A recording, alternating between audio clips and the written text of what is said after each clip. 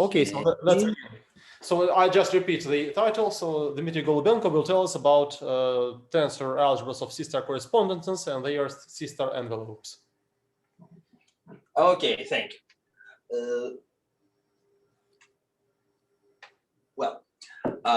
First of all, C-star correspondence is some kind of generalization of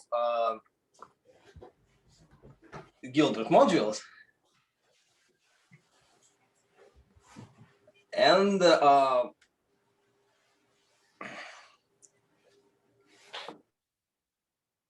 I'm sorry. Let me start from definition first. First of all, C-star correspondence is simply a C-star algebra endowed with a bimodule action.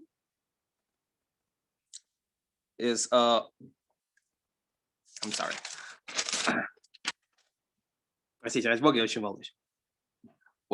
C-star correspondence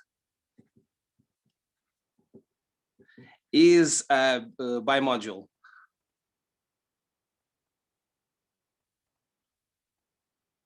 of a C-star algebra A. So it's a model endowed with left and right action of C-star algebra A. And also endowed with a eigenform, which is actually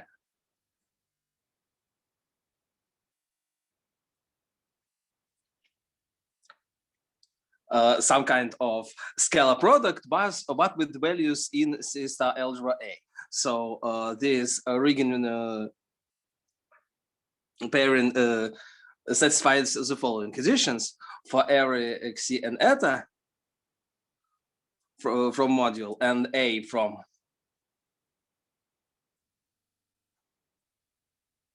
A, we have this. So for every xc and eta from E and A from A. Also, we have this kind of symmetry.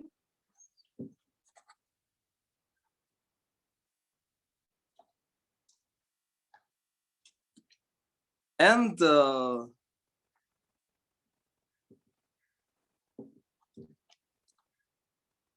this element is positive as a C-star algebra element.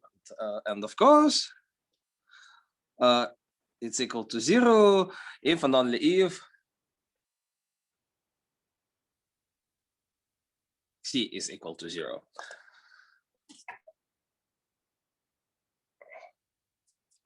We can, given this Eigen form,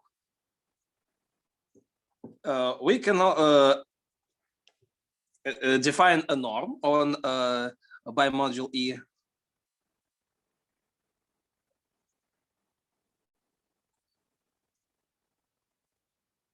simply as root from its scalar square.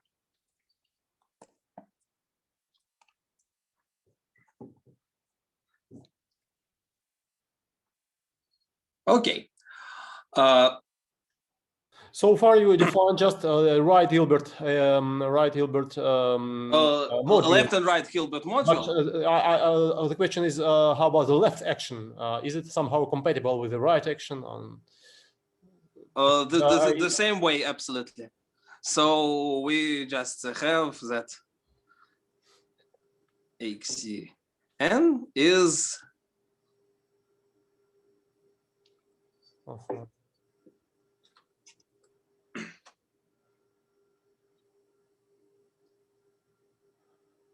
okay.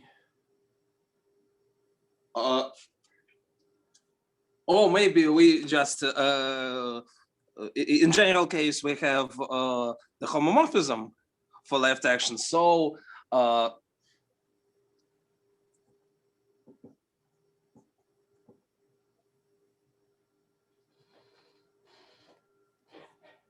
So if we act by element A on Xi, we just will have in mind that this is phi of A times Xi. So, okay, now I also will remind, I will use this in future sometimes. I won't say that my module is essential. I say that module is essential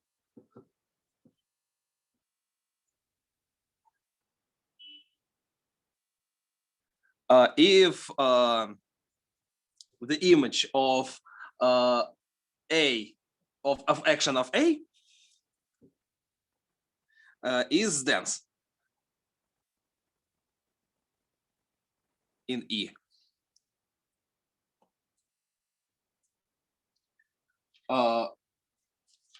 But in our case, we will actually suppose that we have an approximative unit, and thus, by Cohen factorization theorem, we will say that this is the same as just as phi of A E equals E.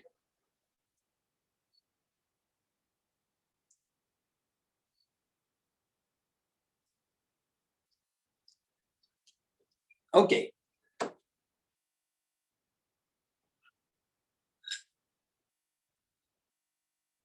Well, now,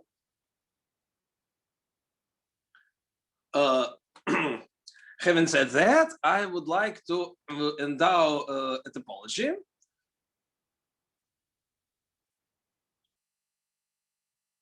on on the set of matrices and so on. Okay.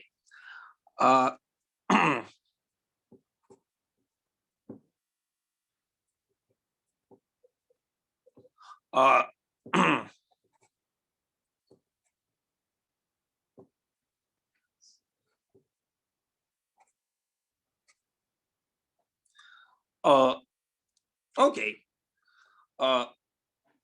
So let B is an arbitrary sister algebra.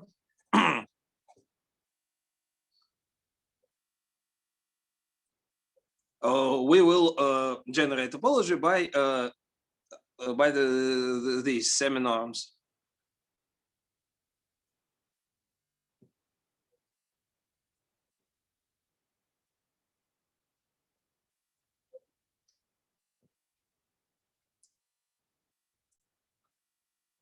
And for Gilbert module E,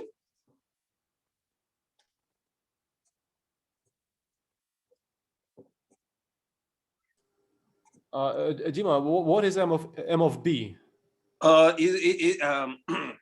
It is the set of matrices over B. So it is the projective limit of Mn of B.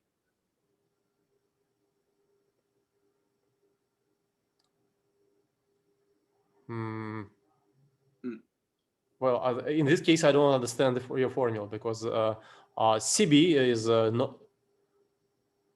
Well, you are trying to define a topology. Is it a topology on? Yes, I want to define topology on Gilbert module.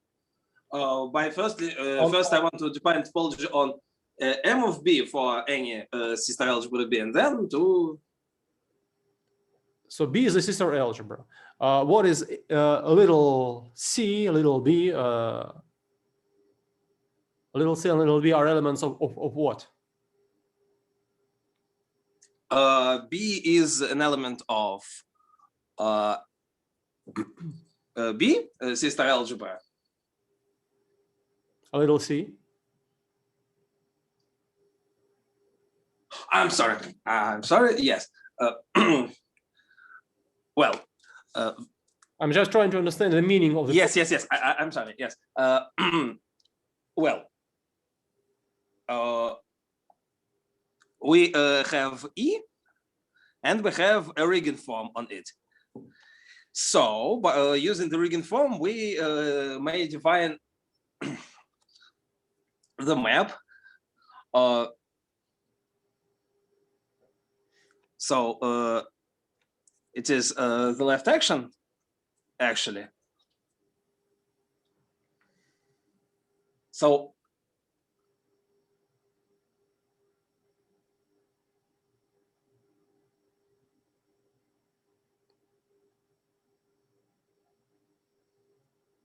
From A to M of A. yes. How does it act?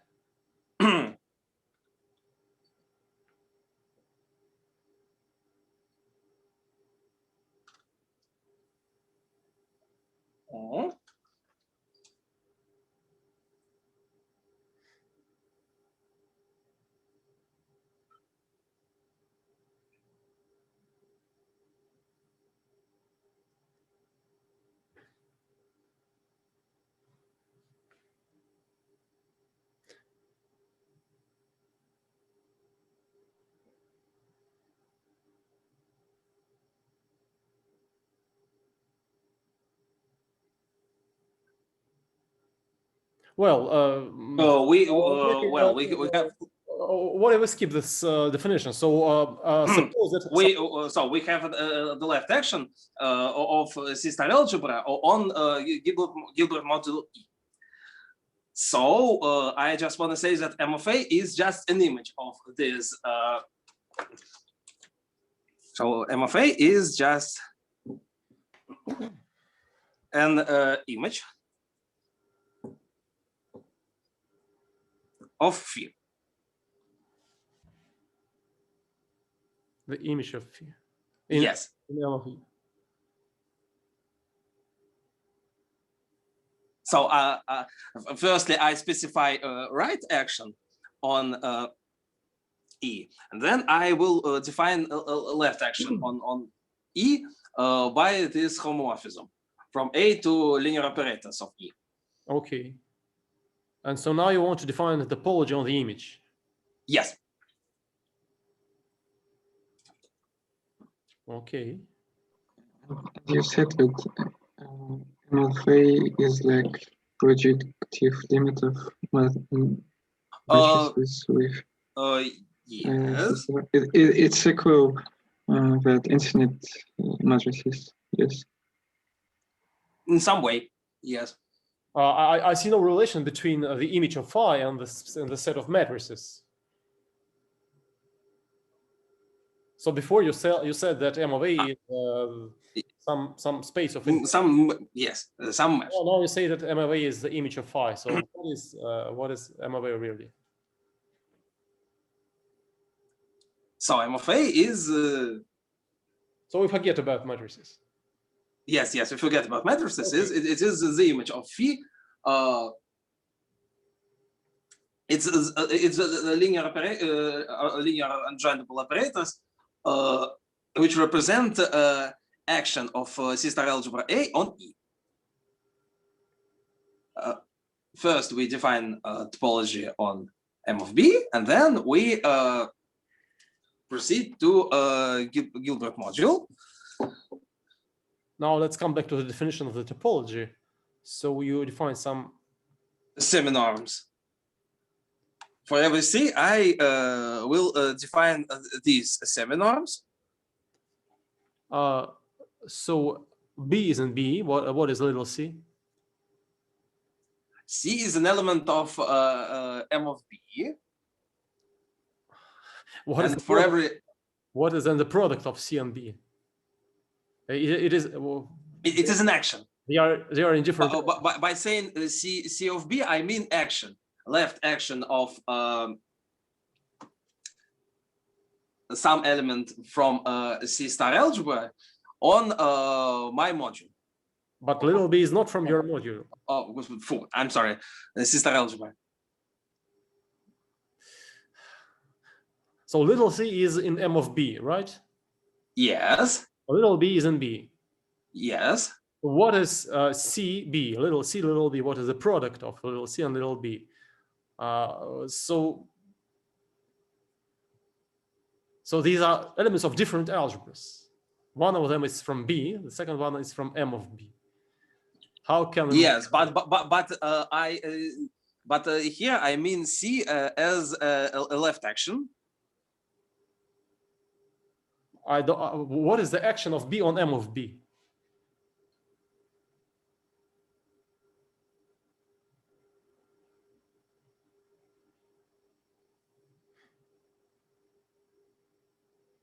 Well, to define this, I have to use my rigging formula.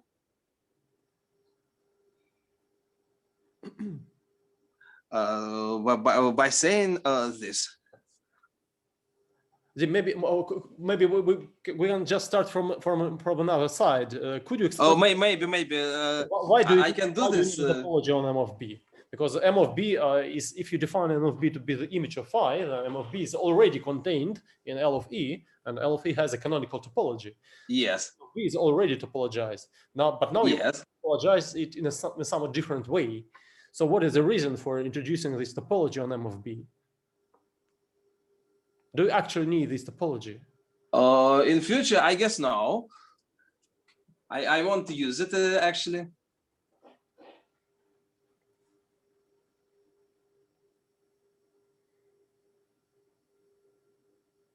Well, because I want to talk about three correspondence, I won't use this topology. Authors use this topology to define not just C correspondence by strict C star correspondence, but because I won't speak about it today, I won't actually use it.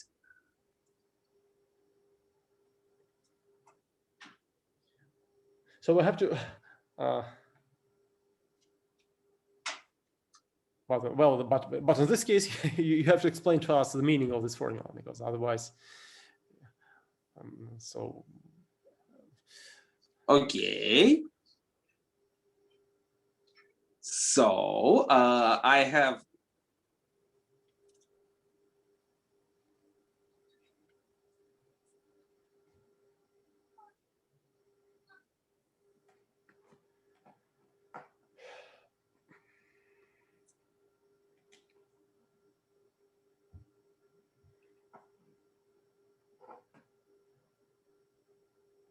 Okay, may I just skip and come back to it later? Okay, sure. That's exactly what I suggested to you. So okay, somehow sorry. Well, okay, sorry. Well, then, given a correspondence E over A,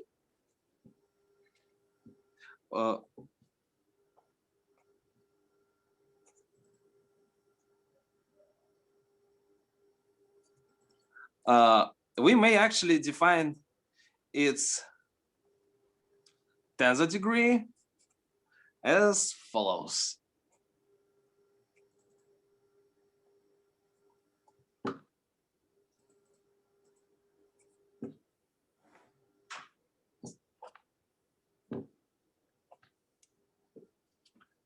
And by doing this, we may now see correspondence structure of n times degree of n, and also we may extend the rigging form by this formula.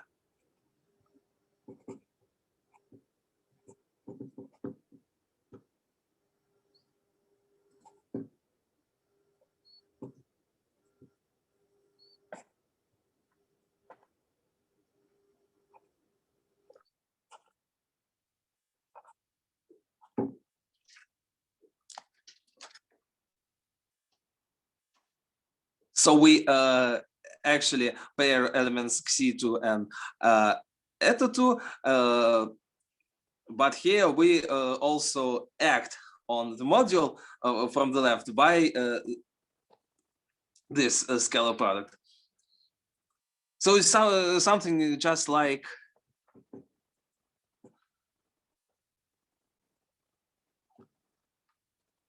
something like that, but we have to act on the second term here by this element of A.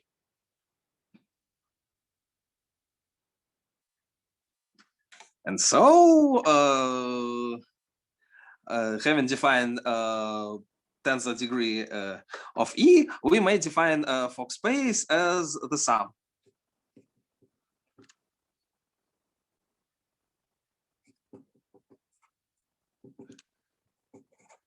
of these tensor degrees, and also two operators. Create a operator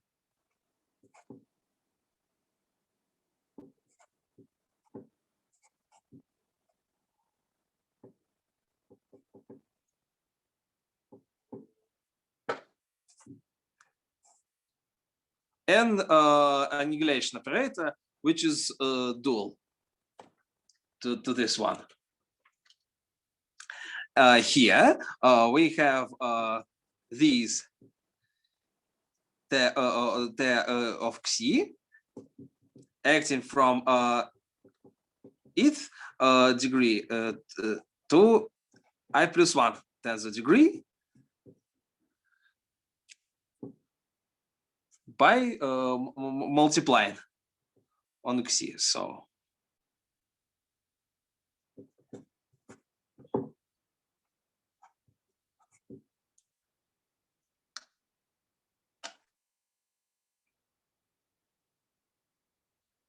and so we may define Toeplitz C-star algebra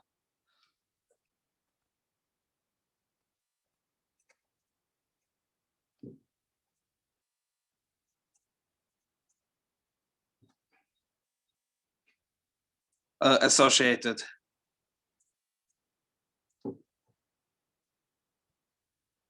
to the correspondence E, which is actually an algebra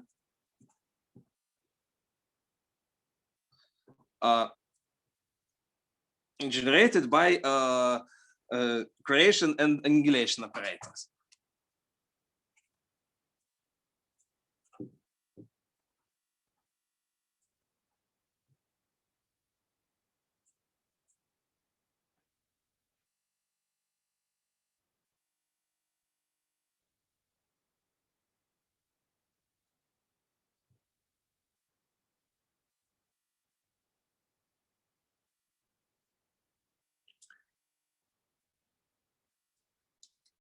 Okay, and to define tensor algebra, we have also to define phi infinity of A, which is a diagonal matrix with elements A, phi of A, phi of A, and so on. And now, tensor algebra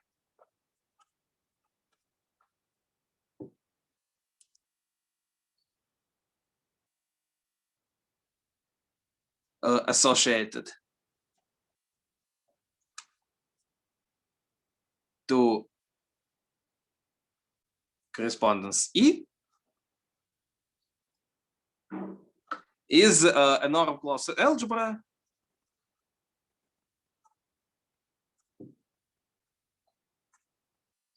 generated by these creation operators and phi infinity of A.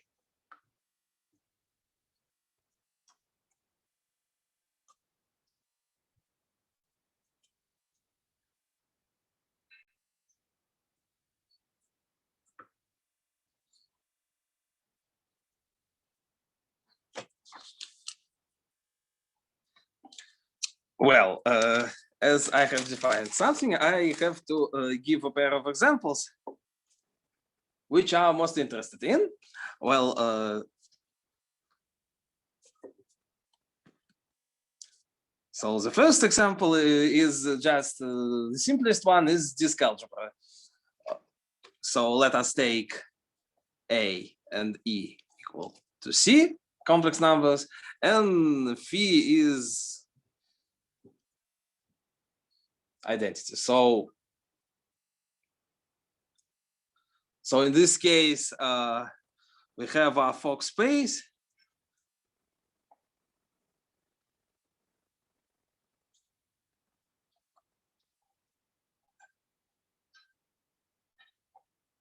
And so on. So it is, it's maybe identified with L of 2 of Z plus.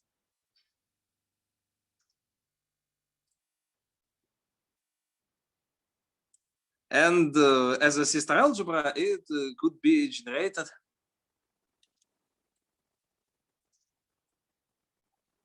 by a shift by one element rightwards. And thus, our tensor algebra is completely symmetrically isomorphic to disk algebra. So because our tensor algebra is a sister algebra,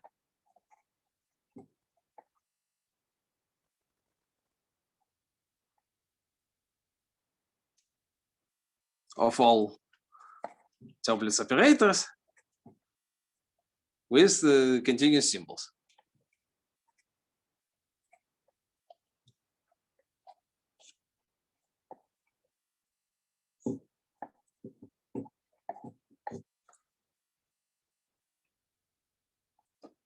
And so our tensor algebra is just completely isomorphic to disk algebra. And now, which is not entirely obvious, but it's a classical fact which is closely yes, related to the von Neumann inequality. yes, Am I right? yes. Okay, thanks.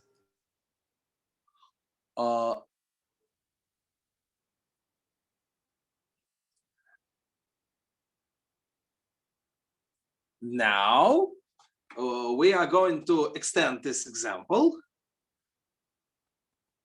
which actually is example for main concern. We let the algebra A be equal to C, and E is a Gilbert space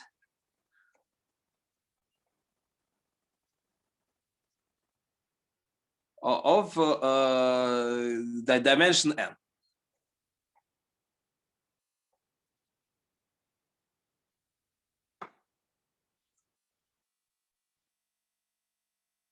Okay, and now we also define a eigenform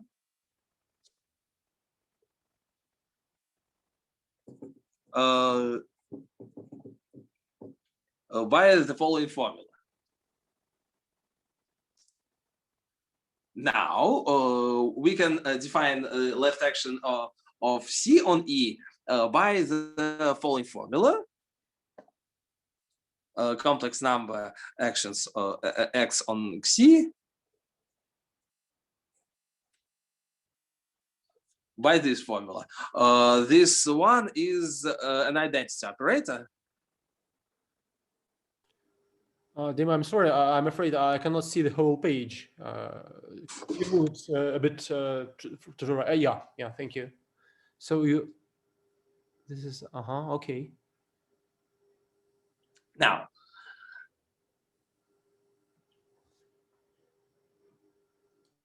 so in this case, we have the tensor algebra is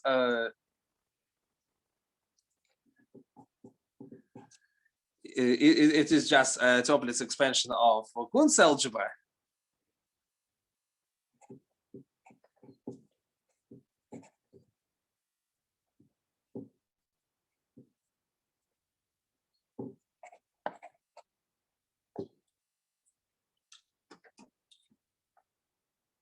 Cuntz algebra of n generated by n operators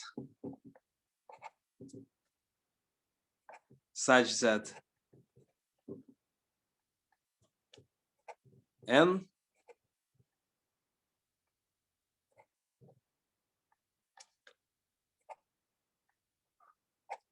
n equals to it. And thus, our tensor algebra in this case is just a noncommutative disk algebra, which was, so we define our tensor algebra in this case be equal to a non-commutative disk algebra.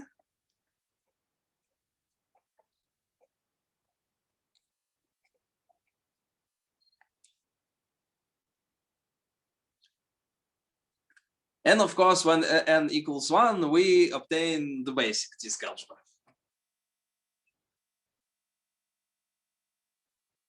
So how is it related to the Cuntz algebra?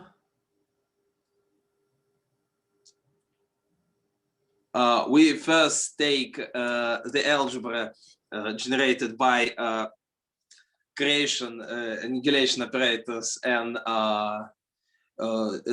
diagonal action phi infinity. And we obtain Toeplitz algebra. This is Cuntz algebra.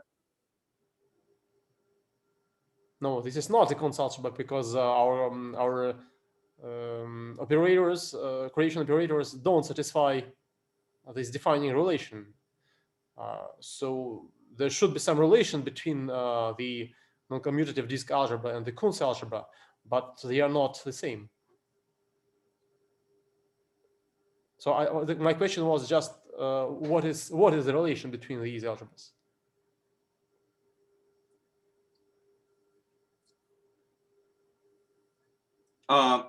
Okay, so I say that the tensor Toeplitz algebra is just an algebra generated by creation operators and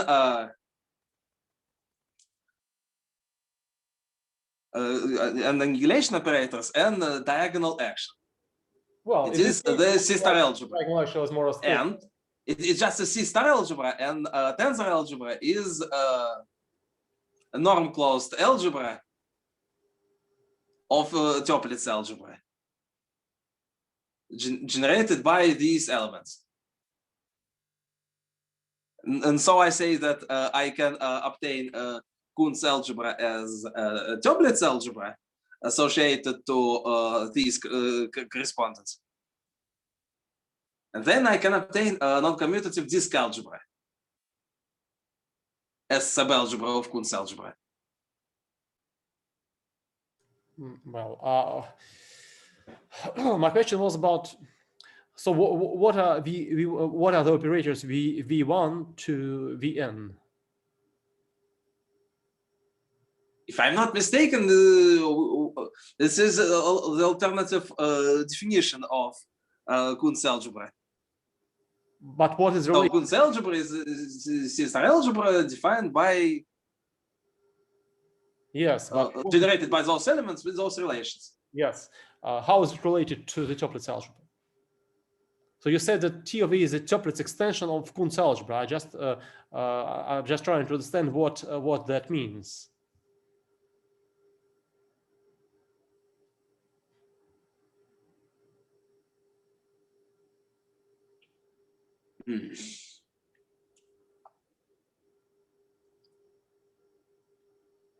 So in the one-dimensional case, yes. In the one-dimensional case, the Cuntz algebra is the algebra of continuous functions on the circle. Yes, yes. And now I have to define its action on its tensor products. And in the so I had. In the one-dimensional case, this is a quotient of the Toeplitz algebra. Yes. Yes. And what happens in the n-dimensional case?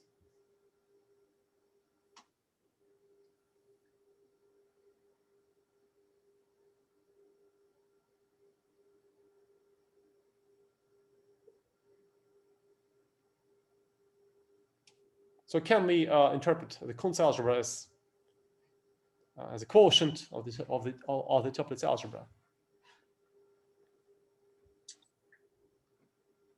No. Let me say this. We have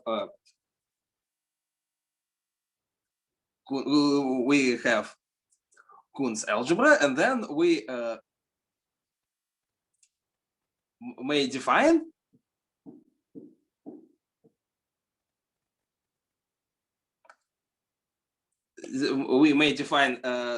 the action of those I'm sorry. I'd like to say that we could generate the algebra on creation operators, which will be isomorphic to Cuntz algebra. No? Well, the correlation operators don't satisfy this relation because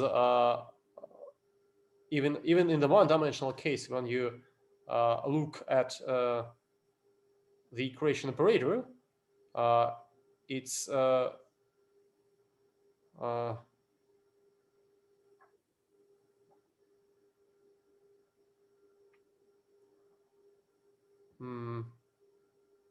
well, maybe, but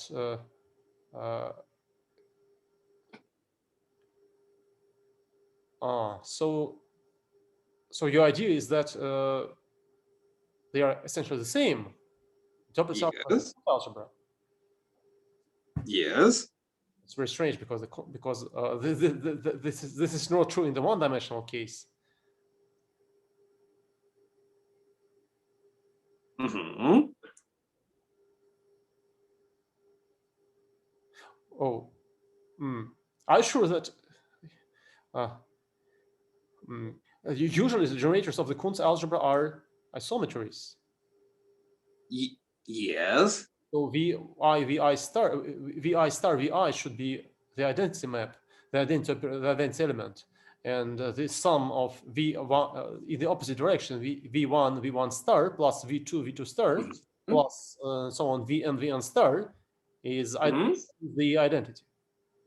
Not in this order, but in the opposite order.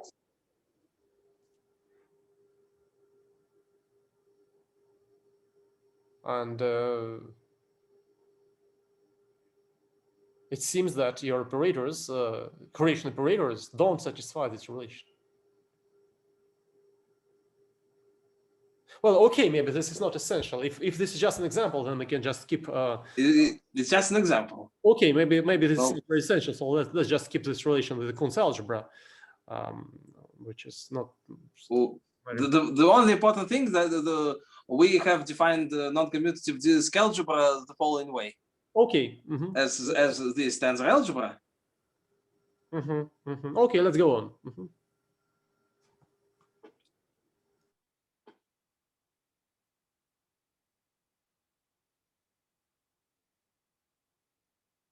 Okay, so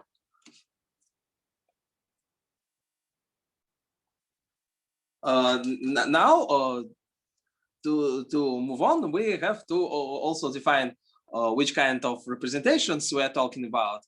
And first of all, I have to define covariant representation.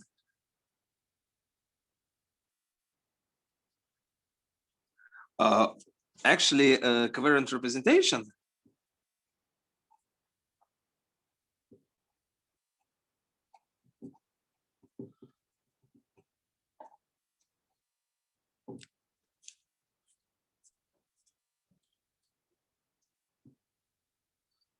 of C star correspondence E on H sub-Gilbert space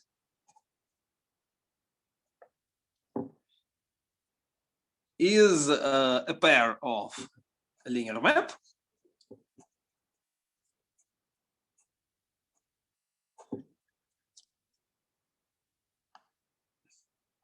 and action of C star algebras. So sigma is star homomorphism and non-degenerate.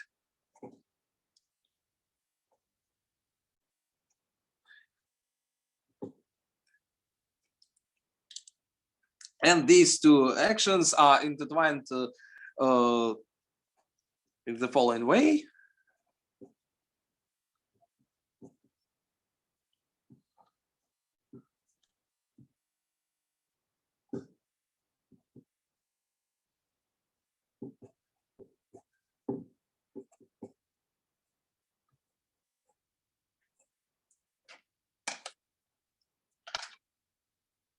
for every Xi from E and A from C star algebra A. So so this T actually should some kind of respect C star algebra action left and right.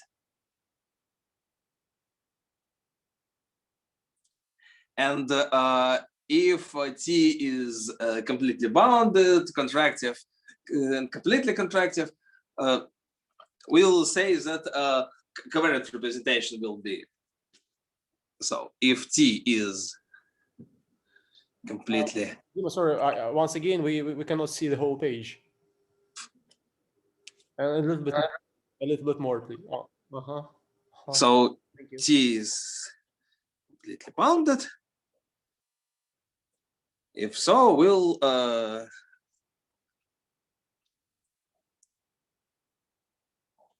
call this covariant representation completely bounded, and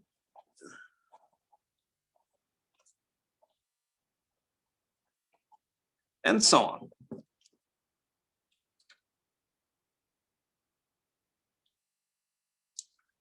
So may I remind what is completely bounded means?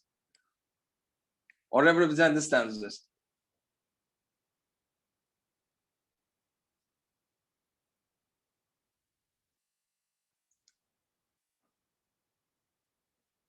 Okay.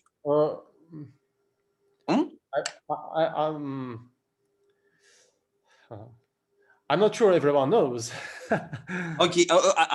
I've asked this several seconds before. Okay. So okay, I will say that T is well. Have I action of E? I will define. I could define action of well, if I have T as action of E, I can define T of N as action of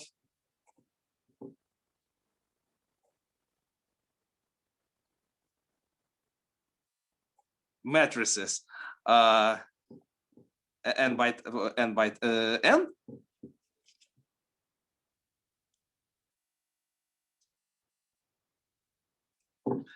And if all these maps are bounded, I will say that this T is completely bounded.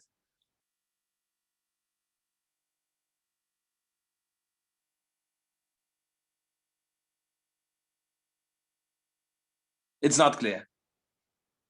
T maps seem better. Again, I have T of Xi is an operator. Then for every matrix,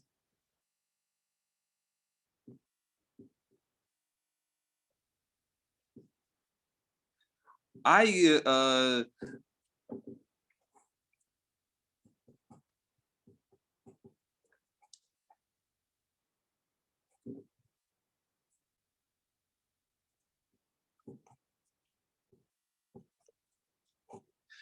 well, if I have T, I could extend my homomorphism or acting on space of n by n matrices with coefficients in E, the following way.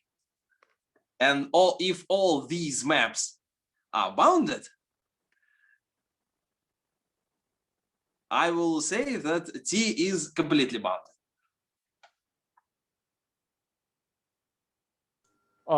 Well, usually the canonical definition is something different. Sometimes, usually we require that the norms of all the operators Tn are bounded by a constant which doesn't depend on n. And in this case, we say that T is completely bounded.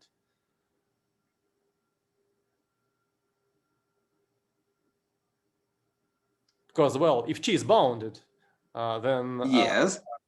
Then it's more or less immediate that Tn is bounded for every n. Yes. So what is completely bounded? Completely bounded, the canonical definition, maybe you want to use something different, but the canonical definition is that the supremum of the norms of the operators Tn is finite.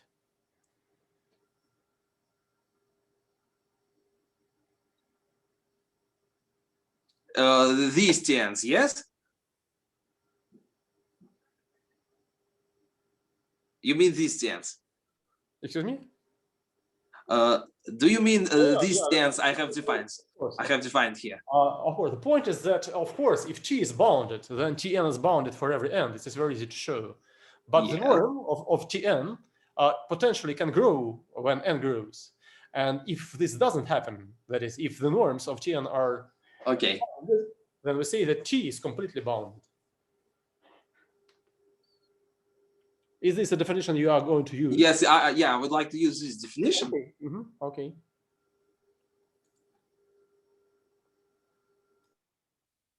Okay.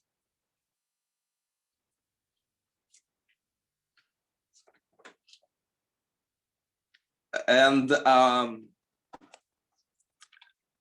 our major property we will use is can be formulated as the following theorem. So if E is a C star correspondence,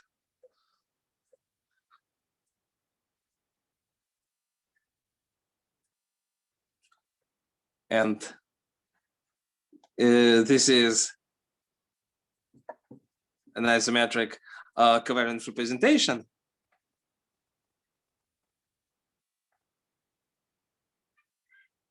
but not of E, but of tensor algebra of E.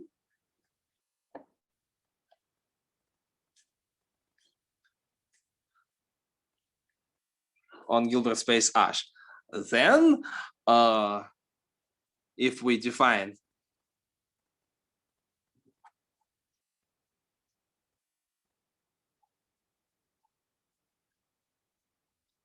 these maps,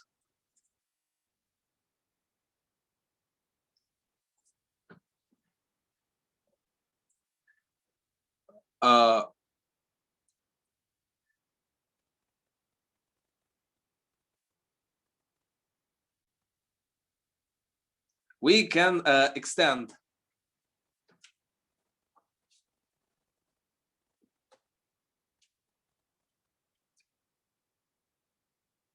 we can extend our representation uniquely to a C star representation. Then this map extends covariant representation to C star ref. And this extension is unique.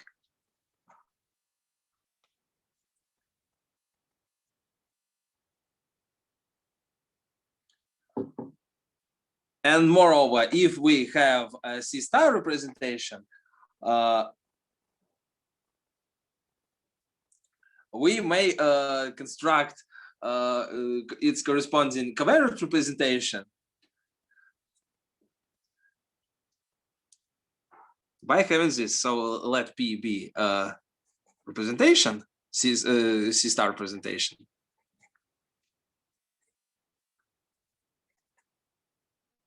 And if we have VXC defined as this, and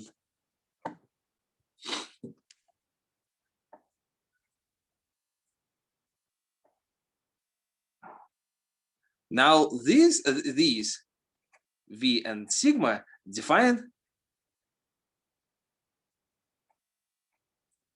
covariant representation.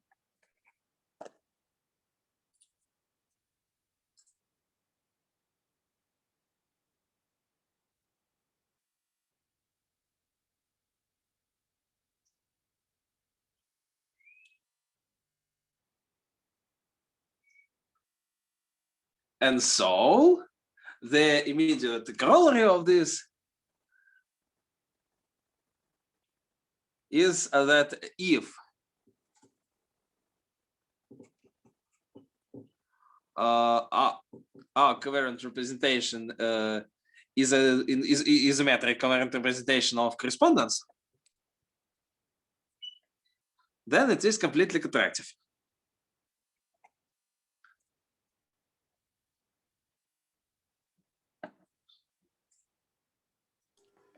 So it is essential that your covariant representations are isometric. Is it essential? Is it essential that you consider only isometric covariant representations?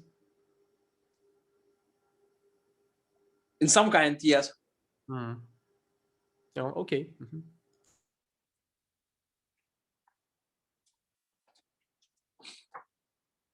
I'm asking because I'm just trying to understand at least the algebraic picture. In the algebraic case, of course, representations of. Well, we want to define an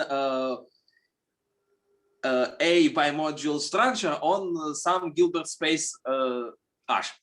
So we have H, sister algebra A, and we want to endow H with a bimodule structure.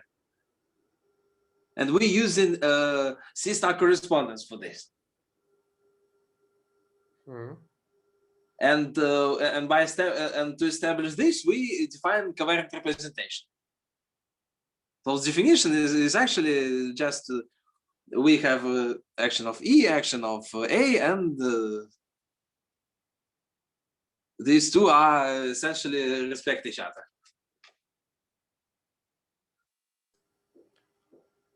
Okay.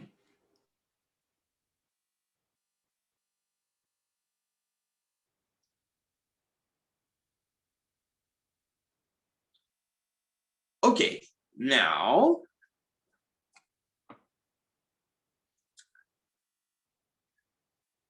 so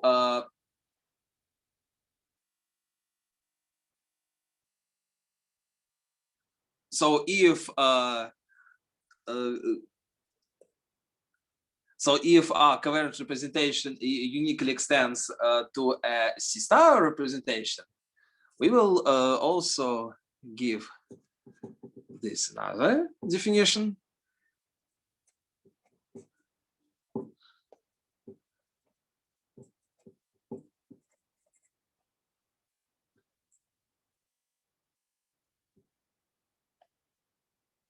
So let it be an isometric representation of correspondence. Then we will define sigma times V as C-star representation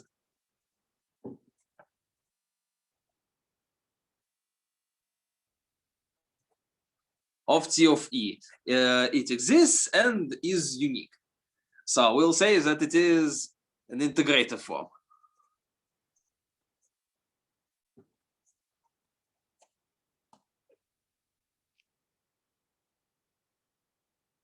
And likewise, we'll say that for C-star representation of form sigma times V, this covariant representation is disintegrated form.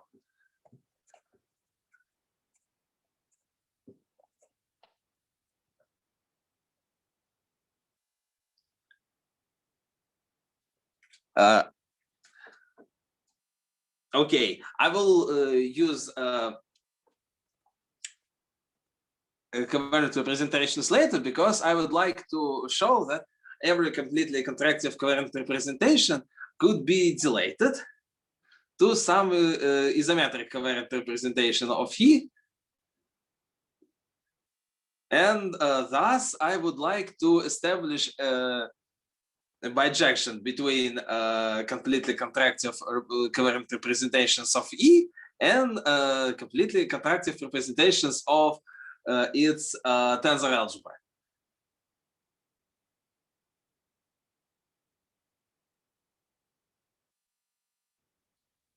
Okay. And the last thing related to correspondence I would like to define now is Cuntz-Pimsner sister algebra, because I would like to later calculate Shilov boundary, and it will actually be equal to Cuntz-Pimsner sister algebra. Okay.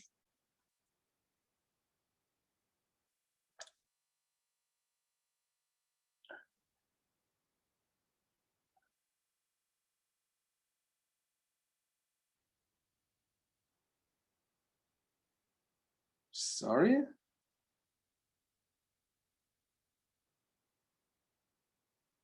Well, first of all, we will take the sum of first n components.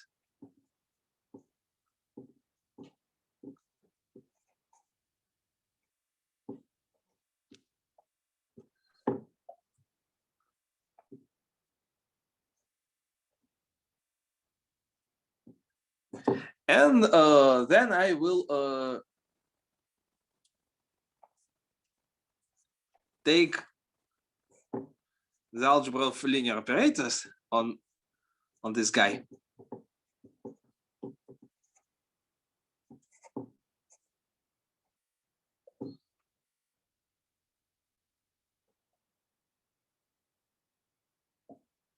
As a subalgebra of L of f of e.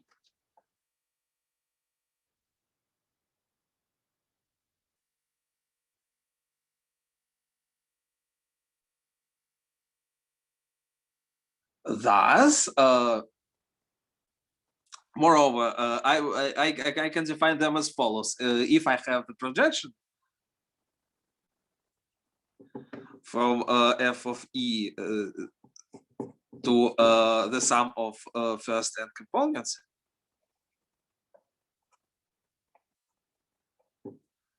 I may define this guy is as follows.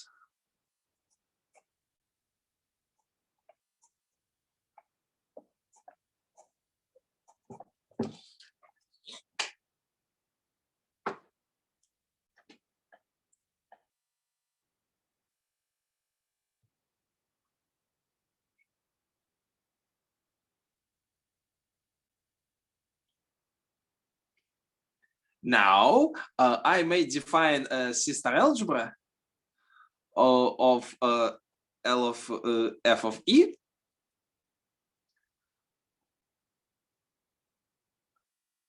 to be sister algebra generated by all these subalgebras.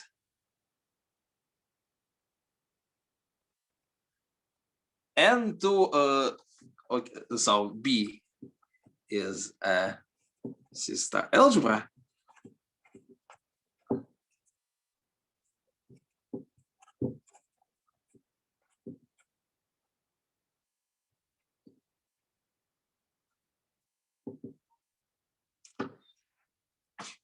And then I would like to look of the image T of E.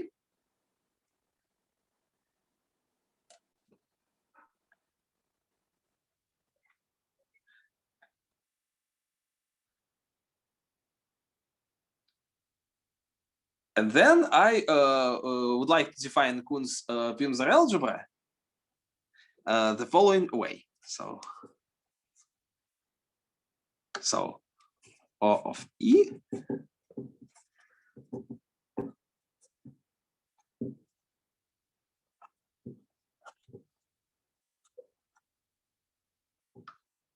associated to correspondence E is an image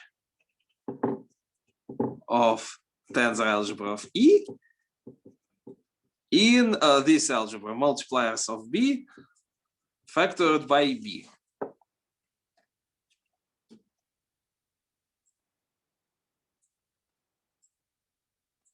Mm-hmm. So now M of B denotes the multiplier algebra. Okay. It is a factor of multiplier algebra. Yeah, I see. But before MLB was something different, but now it is the multiplier algebra. I'm sorry. But here it is a multiplier algebra because T of E actually acts as multipliers.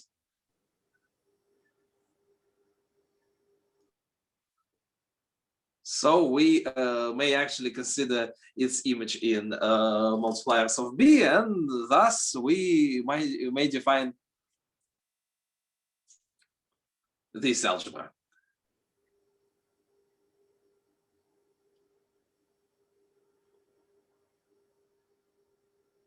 The simplest example. And B is once again, what is B? B is a C-star algebra generated. Well, I have the sum of first n terms of Fox space. I have E tensor degree 0 plus E tensor degree 1 plus so on, plus E tensor degree n. Then I take the space of linear operators on this space. And then I define a C-star algebra generated by these operators. Okay. So somehow finite upper left corners of the algebra. Yes. Okay. I see.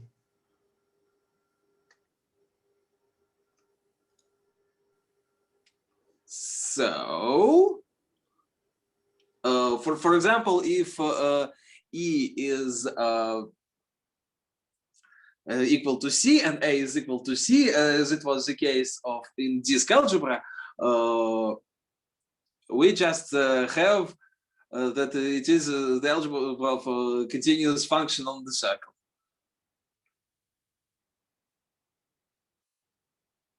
For example, and in the case of noncommutative disk algebra, we have the usual Cuntz algebra.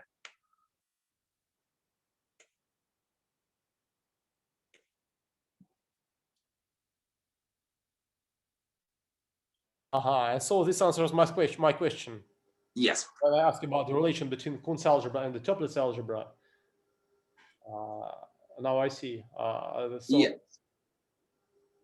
So yes. The tuplets algebra maps to the Cuntz algebra by means of this map. Okay. Thank you.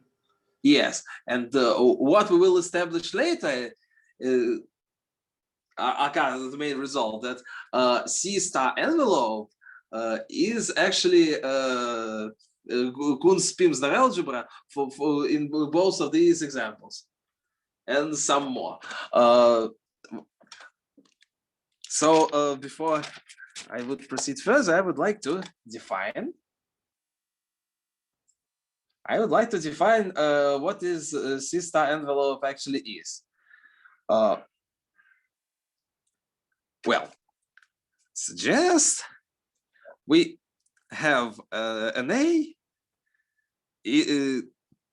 as a subalgebra of C-star algebra B, and A generates B as C-star algebra.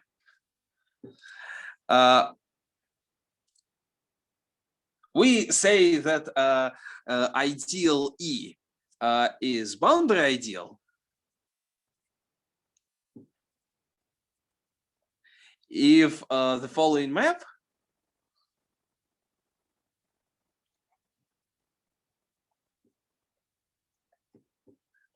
is completely isometrically restricted on A. So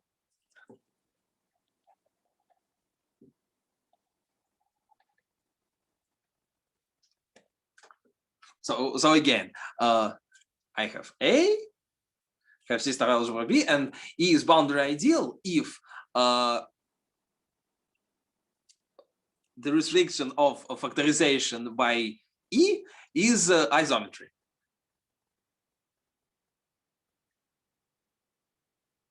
The simplest examples is Well, exactly a complete isometry. Yeah. yes.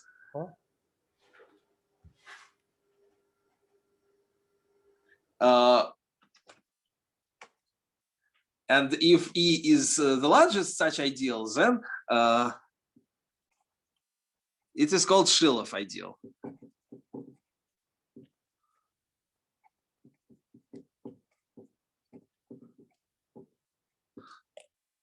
The motivation for this definition has come from complex analysis first.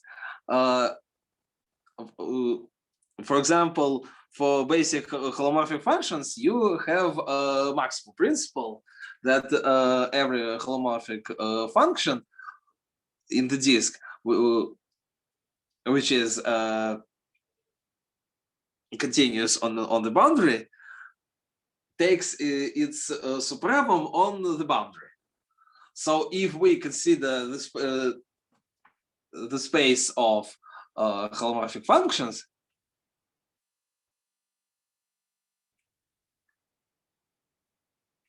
we may actually see that this boundary ideal defined by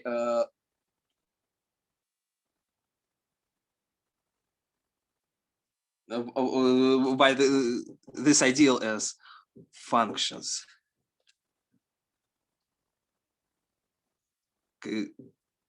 continuous functions which take value 0 on the boundary. So this is actually the ideal we're talking about in this case, and is actually the largest ideal. But it is in the commutative case where we have one-to-one correspondence between ideals and actually the set, where the maximums of functions could be achieved. In non-commutative case, so we have to use this algebraic construction. And now, if we have Shilov boundary ideal, I have omitted the short proof that it exists and unique. So if it is because it exists and unique, we may define C star envelope of some operator algebra A. So let A be an operator algebra.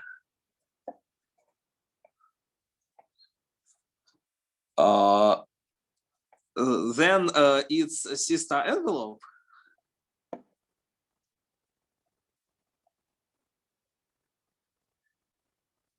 is B factor ideal E, where E is Shilov ideal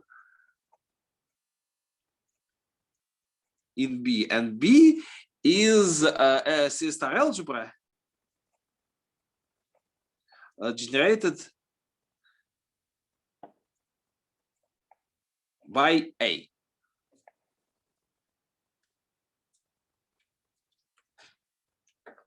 And we will know this by C star of A. So the major results that in the case of disk algebra and non-commutative disk algebra, we have C star of A is actually Cuntz-Pimsner algebra.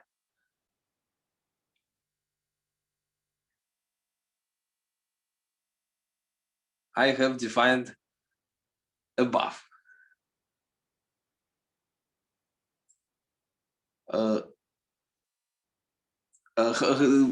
How much time do I left? Have I left? About 10 minutes.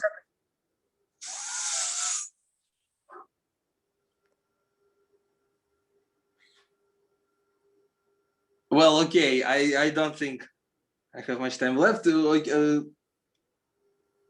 So Do you permit me to continue later?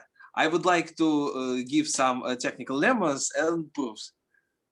Yes, of course. So your plan is to prove this result. Yes, I would like to prove this result, but firstly, I need to talk something about dilations and use these results to establish.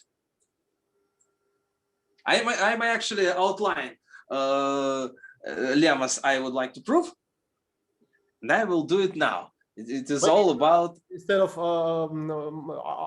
I don't insist, but my suggestion is that that you leave technical details for the next talk. And now, once again, maybe you explain what this result means in the case of the noncommutative disk algebra.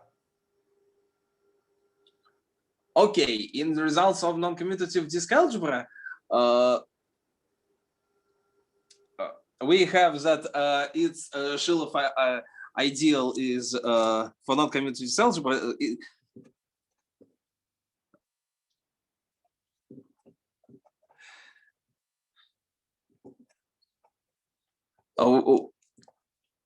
So it yields that its Shilov ideal is equal to C, where n is finite, and 0 if n is infinite. Disk algebra. And it's C star and the C star envelope of an is actually O of n. So here you consider the noncommutative disk algebra as the subalgebra of what? Already of the Cuntz algebra, or as the subalgebra of the Toeplitz algebra. So to define Shilov ideal, you need yes, I need to define C star algebra. You need two objects: the algebra A, and which is not a C star algebra, but which generates C star algebra B. Yes, I'll generate C star algebra, and then in our case, A is the noncommutative disk algebra. So what is B? B is a C star algebra generated by A. So it is the Toeplitz algebra. Yes.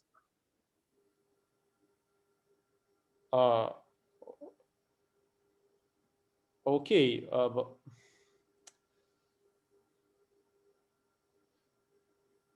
but in this case,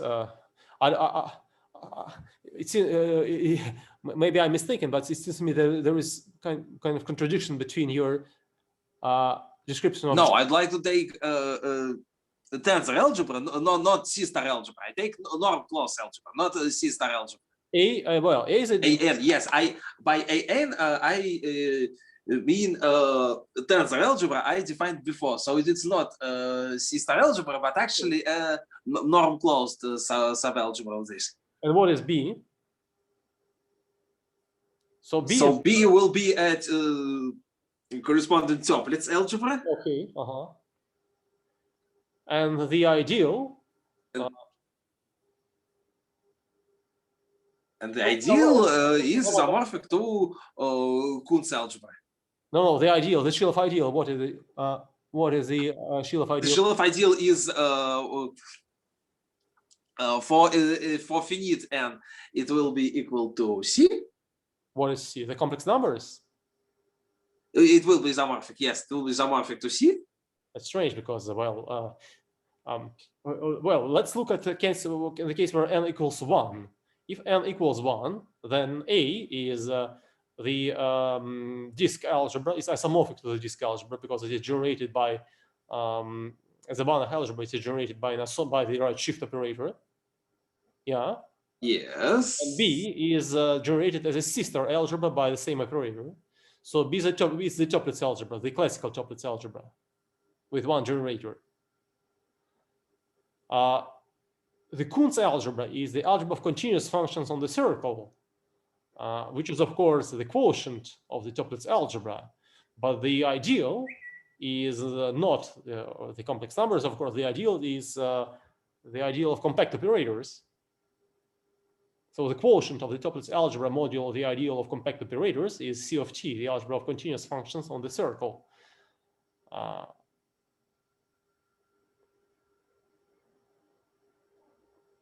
Is that correct? I'm sorry? So my point is that the ideal J is something different from, of course, from the complex numbers. Well,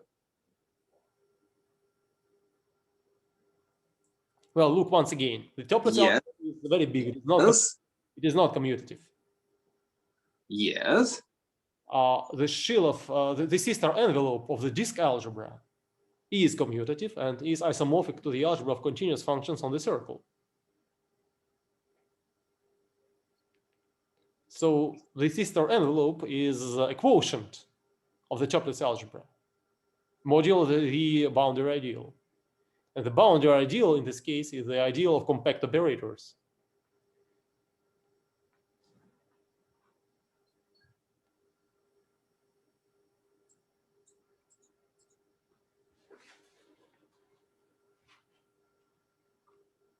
So maybe something similar should happen in the n-dimensional case. Something similar, yes. So J That's is because I have I omitted some details. This is what would like be the result of the following theorem. I would like to prove next time. So let E be a faithful correspondence, faithful and essential correspondence.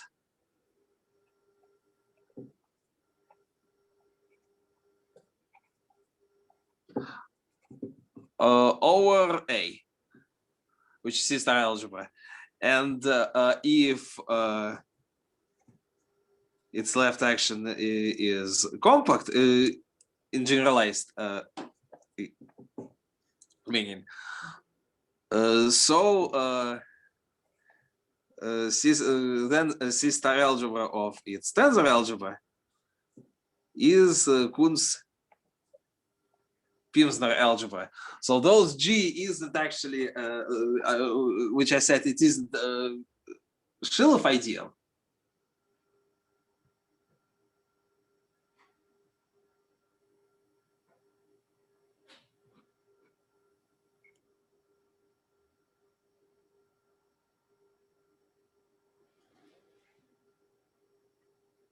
But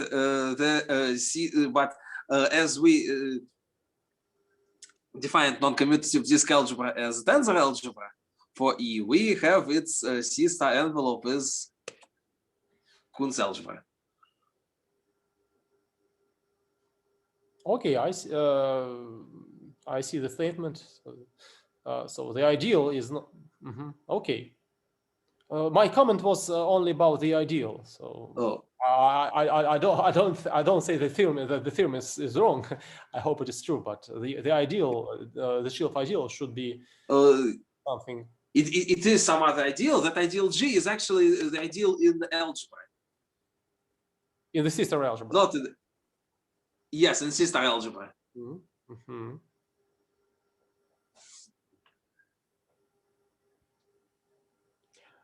Okay, so maybe now we understand your goal. If you want to explain us the proof, then we can, of course, I would like to do this later. Next time, but maybe not the next week, because next week we already have another speaker. So Maria Shigorotsova would like to continue her story about dynamics. Okay. So maybe we, if you don't mind, we continue in 2 weeks. Okay. Okay. Okay. Thank you.